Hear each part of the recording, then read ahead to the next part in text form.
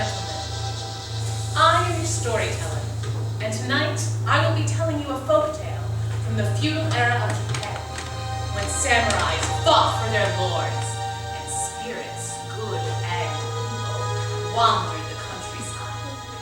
So sit back and enjoy our presentation of My Lady Bag of Rice.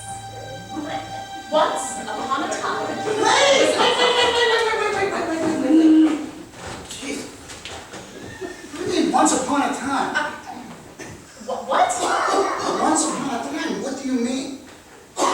It's the traditional start to a story. Right, I get it, but what does it mean, once upon a time? Are you saying that your story could have only happened once? Pardon? Like in the whole collective history of the entire world, these events transpired a single time, once, and only once? I'm not suggesting that at all. It's merely the way a story begins. Couldn't your story have happened twice, then? Twice upon a time, or thrice upon a time? It's irrelevant. It's a fairy tale. Oh. So it makes it okay to mislead your audience. Yes. I mean, no, of course not. Who are you? I'm a hero, can't you tell? Is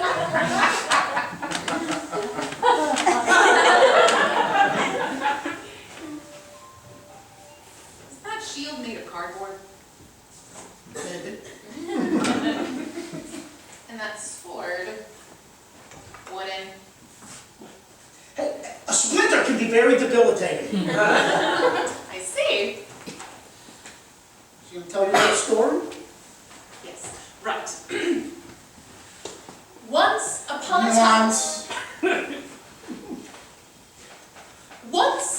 time, or perhaps several times throughout history, there was a powerful shogun who lived in Japan, in a large castle over... Yes, Japan. We've already covered this. It's based on a Japanese folktale called My Lady Bag of Rice. Yeah. Have you been in the dressing room? None of those people know Japanese. What? I'd say Eastern European at most. I mean, one guy might look Irish, it's hard to tell these days. There was a powerful shogun. King. A powerful king who lived somewhere in Europe. Eastern Europe. Somewhere in Eastern Europe, in a large castle overlooking the English Channel. The English Channel? That's not even in Eastern Europe! No! The Black Sea. Look, do you mind? I am trying to tell a story. My way? If you insist. I insist. Once upon a time, there was a powerful shogun who lived in Japan, in a large castle overlooking the sea. He was wise and beneficent. Beneficent? Yes, beneficent. And all his people loved and admired him. He's a shogun, they were probably afraid of him.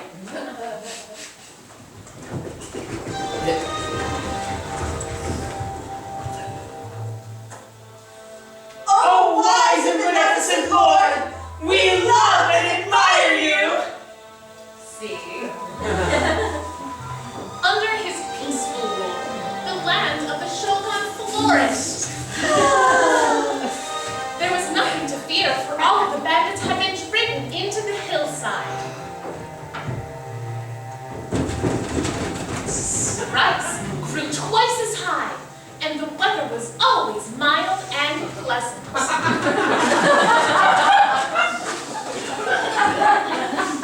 And the people were happy. Yay! We're so happy!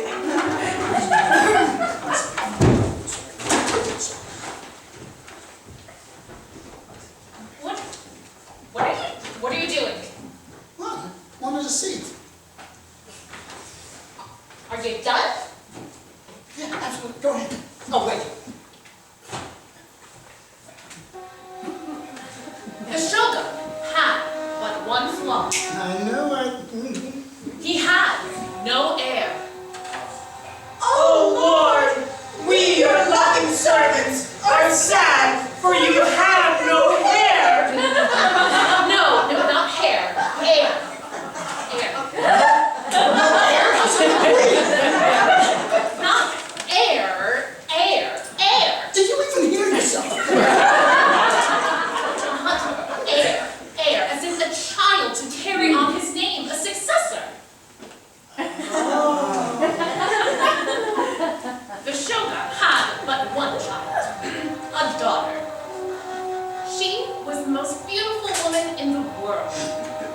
tall order.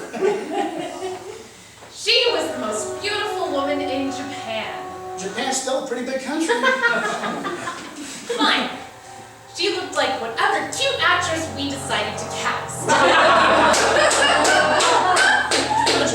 Oh, there you are, my lotus blossom.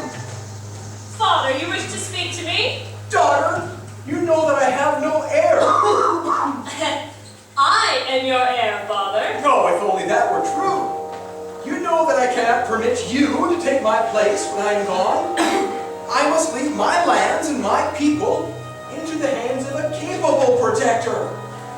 Therefore, I have decided to hold a competition to find the bravest, the strongest warrior in all of Japan. This warrior, I will make my heir, and you, I will make his wife. And if I don't want to marry him?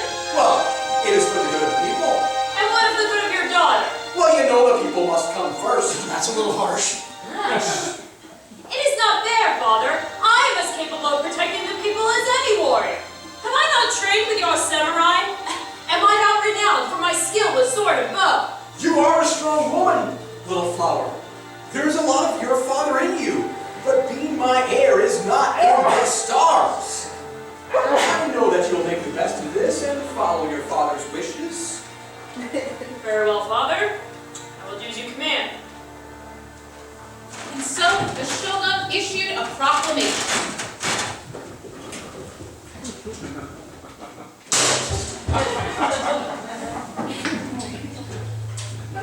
Let it be known that the Lord of the castle has decreed that whoever can travel into the mountains and return with a blue lotus that only grows at the crest of Mount Midoriyama shall be named the bravest and strongest warrior and heir to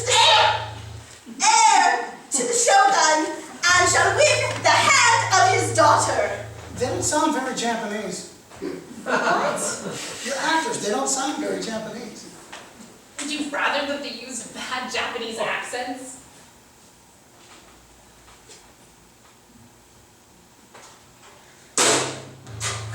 Oh, let it be known that the Lord of the castle has decreed. I see what you mean.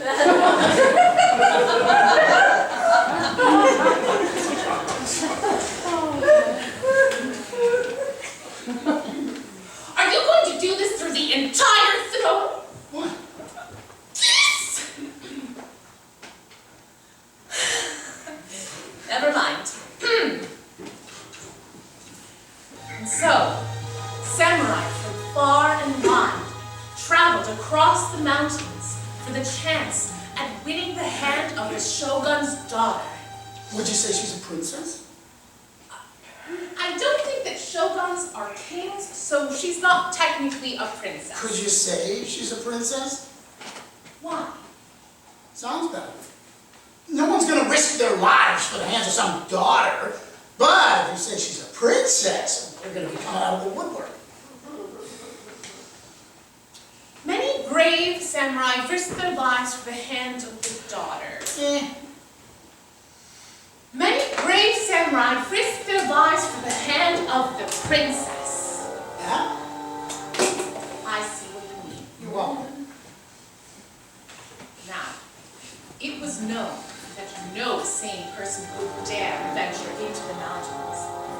For not only did bandits wander the hillsides, but it was known in the village that the great gold dragon would prowl the forest around Mount Midoriyama, and all who were brave or foolhardy enough to enter into his kingdom would never return. And so, near the shogun's castle, 3 brave samurai gathered at the edge of the village to venture into the mountains, each knowing that he was the bravest, each knowing that he was the strongest, and each hoping to win the hand of the princess. That samurai's got some nice legs.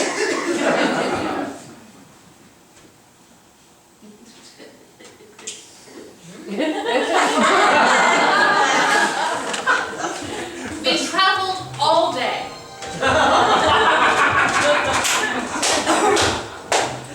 They traveled all night.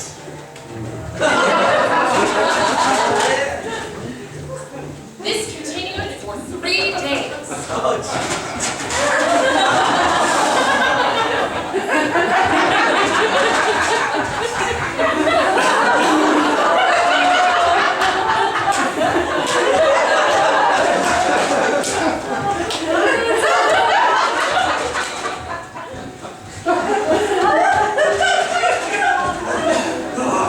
Until finally, they came to an enormous river, over which spanned an enormous bridge.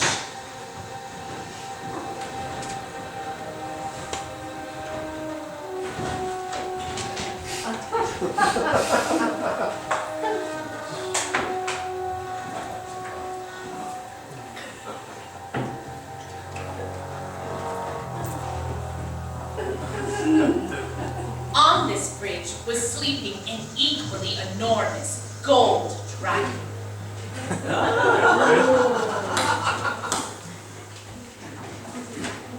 Oh, horror! It's the great gold dragon! Oh, horror? Do people actually say, oh, horror? Apparently these people do. You know, I thought the dragon would be bigger. What should we do? We need to cross this bridge in this enormous, albeit smaller than expected, dragon strikes fear into my heart. I too feel the fear gripping my heart. We can try swimming the river instead of braving the dragon. And end our quest by drowning? I'm certain the princess would not approve of that. Besides, aren't we all strong and brave samurai? Oh, you two can take your chances with the dragon. I am going to go downstream to find another place to cross. And so the first samurai went downstream to find a better place to cross. I don't want to tangle with that dragon either. I'm going to go upstream and find a place to cross. And so the second samurai went upstream to find a better place to cross, thus leaving the third and smallest samurai alone. You know that's the princess, don't you? Not supposed to give it away! Oh, but they couldn't figure it out. Besides, she's not the smallest either. The third samurai was left alone in thought to ponder whether to try the river or the dragon. If I swim the stream, I will most likely drown. Not that I fear drowning, but I know my limitations. If I cross the bridge, I may wake the dragon and be devoured. Well, there's no help for it. I must risk the dragon if I'm to get to Mount Midoriyama. And so, with no fear in his heart, he set off across the enormous, albeit smaller than expected, bridge. When he reached the middle, we pretend that you didn't give away the twist. Sure. When he reached the middle of the bridge, he found that the dragon was so large that he could walk between the behemoth's legs without even stooping.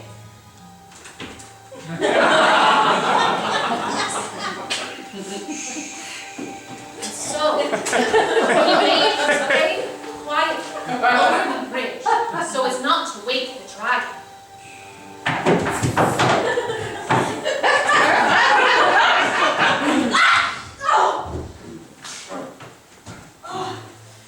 When he reached the other side of the bridge, he turned around to gaze upon the great gold dragon. But to his surprise, he found that the dragon was gone, and in its place was an elderly man. Oh, forgive me. I did not see you. Did you happen to notice an enormous dragon on the bridge before you started to cross? I did not see a dragon on the bridge, for the dragon was I. I am the Dragon King. Yes! He is the Dragon King! And this is a glorious thing to be the Dragon King. He is the Dragon King! He's a musical. Sorry. For 2,000 years I have lived under this bridge. It really is much more spacious than it looks. Anyway, never have I seen as brave a warrior as you. Dragon King? You mean you are the great gold dragon? I mean, yes. And will you now devour me? Devour you? Where would you get an idea like that? If It is well known in our village that the great gold dragon prowls the forest near Mount Midoriyama, devouring any trespasser to his realm, for no one who ever ventures there returns. I see.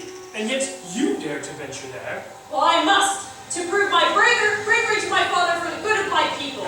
I see. And how do you intend to do that? By obtaining a blue lotus from the crest of the mountain. Then perhaps we can come to an agreement that is mutually beneficial. I have an earnest request to make of you. Do you think you can grant it to me? If it is in my power to do so, I will. Still fat or something. So.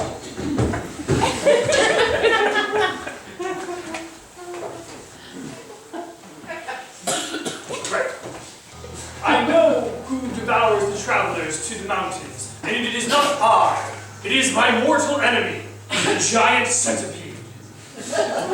I want you to kill it for me.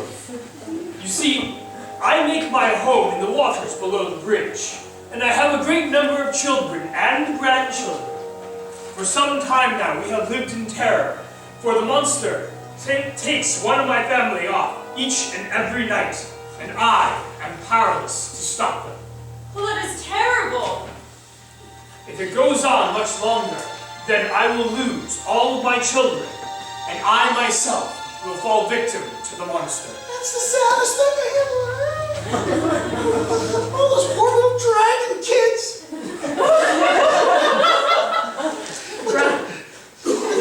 With their shiny little dragon scales and their wee little dragon claws. You think they breathe fire? No. Why not? These dragons are Japanese water spirits. Oh, so they breathe scalding hot water. No! Please, just watch. Tell me where the centipede lives. The centipede makes its home on a cave on the mountain. Take me to this cave and I will attack it at once. And what of your quest? I cannot leave your children vulnerable one more night. My quest can wait. I knew when I saw you cross the bridge without fear in your heart that you would be the warrior to save my family. Come, there is no need to go to the mountain, for the monster visits my home on the same hour of each night. We shall retire there, for you have the look of a warrior who has not eaten in many days. I will gladly accept your hospitality. And so the Dragon King led the samurai to a great palace underwater, a beautiful hall. Underwater palace? Yes, How's she gonna breathe underwater? I don't know. Magic. Magic. Magic mushrooms. Magic seaweed. Magic one. Magic Johnson. Sorry, I got carried away.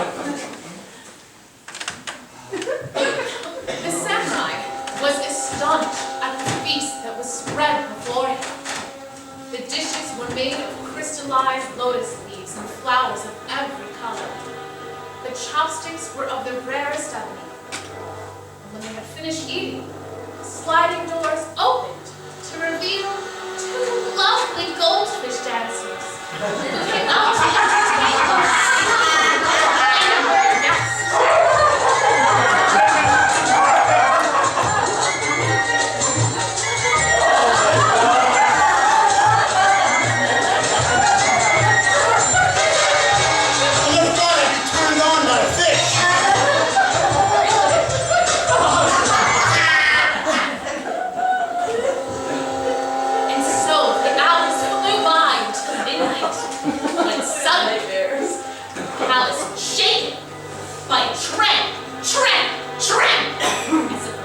Army had begun marching not far in the distance.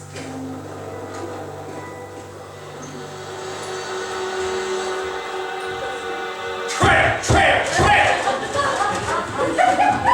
The giant centipede! Those two balls of fire are its eyes, and it is coming for its prey. Now is the time to kill it. Don't be afraid, for I shall surely kill the centipede. Just bring me my bow and arrows. The Dragon King did as he was bid. The Dragon King did as he was bid. Hello, Dragon King.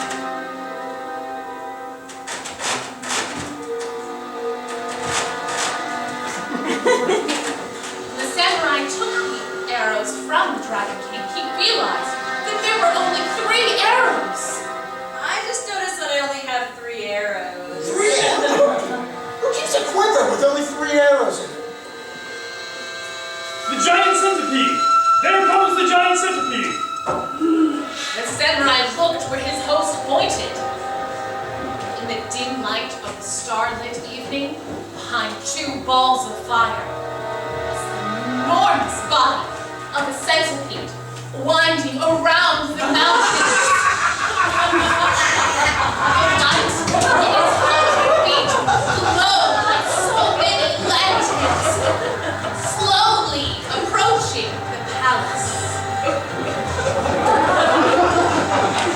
You said it was enormous. But you really need to look up some of these words you wrote. The samurai took the first arrow from his quiver, fitted it to the nock, took careful aim at the creature, and let fly.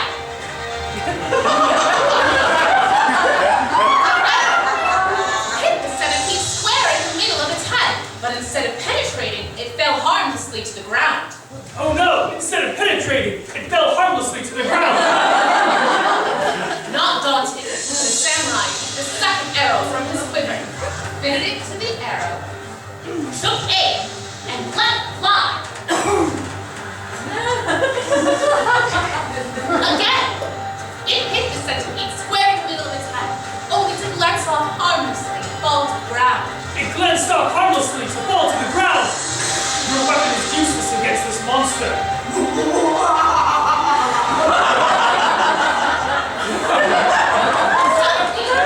The samurai remembered hearing somewhere that man's saliva is deadly to centipedes. I just remembered that man's saliva is deadly to centipedes. Deus ex machina much? This is a folk tale. Maybe everyone in Japan knows that man's saliva is deadly to centipedes. I'm just saying, it sounds contrived to me. What are we going to do? You're not a man. What? You knew? How could I not? You're rather short for a samurai, and your voice is too soft. And you have a very nice, complexion. You're welcome. But now we are doomed, for we need man's saliva. What are you going to do? I am a dragon. You are a woman.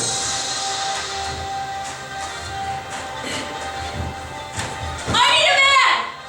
Who doesn't, sister? Did I say that out loud? Come on, hero boy! Yeah! I've been shooting with that shit sucks! Taking the last saliva-soaked arrow and her last chance, she fitted it to the nock, took careful aim at the creature, and let fly. This time, the arrow hit the centipede square in the middle of the head and hit home to the creature's brain. It struck the creature in the middle of its head and hit home to the creature's brain! You have to keep repeating everything she says! I'm sorry. With a convulsive shiver, the centipede stopped moving. And the light in its fiery eyes faded to a dull glare, like a sunset on a stormy day.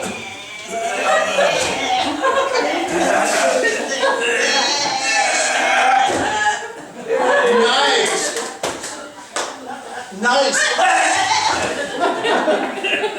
Nice! We're not finished yet!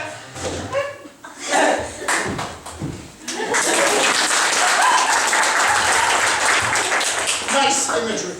The sunset. Thank you. The gratitude of my family knows no bounds. You are our preserver, and the strongest and bravest warrior in all of Japan.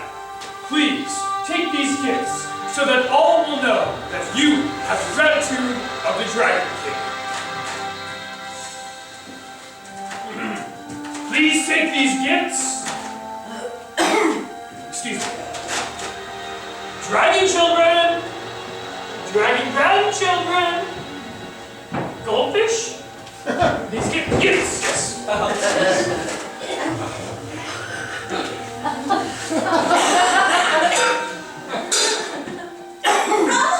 The dragon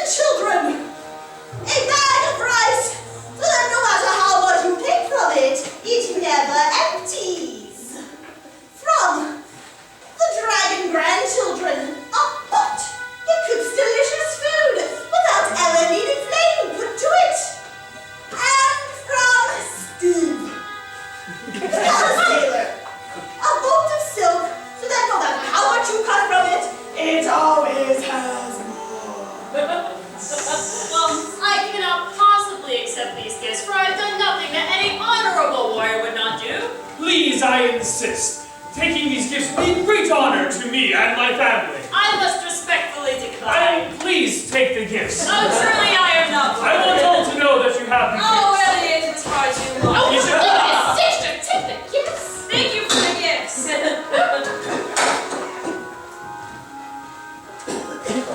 And one more thing, a gift from myself.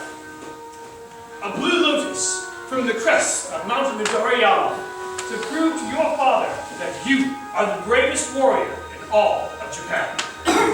Thank you, Dragon King. I can never repay your kindness. Nonsense! You have delivered us from the monster. It is we who can never repay you. And so, the princess set off back towards the village and her father's castle. She traveled for 3 days and 3 nights. Seriously, I'm doing this again. I quit!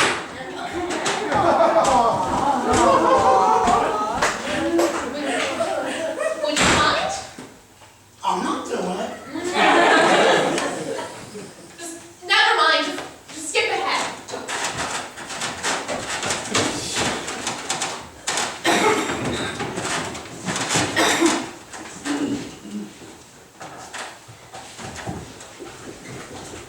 Father, I have returned from my travels bearing gifts from the Dragon King, he who we call the Great Gold Dragon.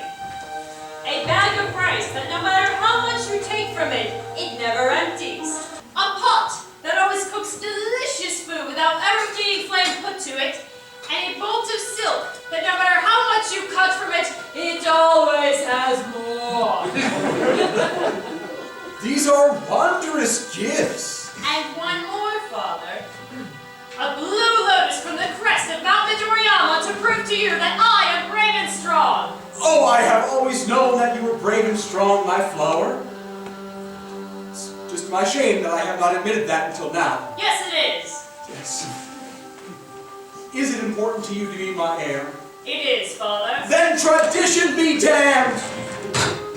I hereby make you my one and only heir, to rule as lord of this castle and to protect my people as I know that you can. Thank you, Father. Yay! And so, the princess went on to marry a man of her own choosing. And together they ruled over the lands and were loved by all. The fame of her became known wide. And because she had no need to spend money on food or silk or rice, she became known as My Lady Bag of Rice. That is the most beautiful story I've heard, so touching. It brings a tear to my eye. I'm glad you liked it. Is there a moral to the story? Does there need to be a moral? Don't all fairy tales have morals? I suppose the moral of the story could be, you don't need a man. She did need a man. Just go with it. What did you say the name of this story is? My Lady Bag of Rice. That's a silly name. It sounds better in Japanese. It should be The Princess and the Great Gold Dragon. Why? Sounds better in English. Wait. Didn't you say that you were the hero? I am the hero. Sucking on an arrow does not make you a hero. I never said I was the hero of this story. After all of that, oh no, you're done. Get out! Sorry. Ladies and gentlemen, thank you for coming and enjoying our presentation of The Princess and the Great Gold Dragon. Oh,